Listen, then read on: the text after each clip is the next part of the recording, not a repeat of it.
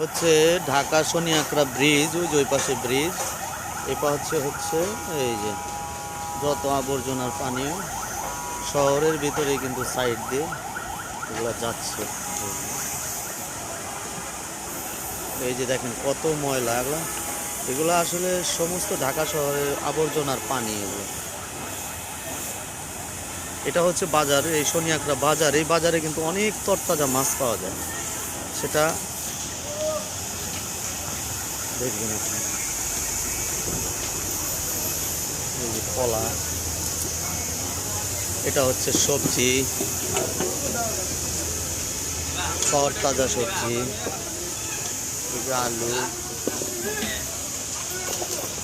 এখানে সন্ধ্যাটা হইলেই তরতাজা মাছ পাওয়া যায়।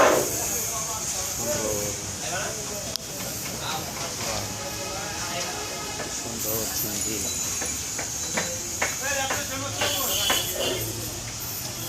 সব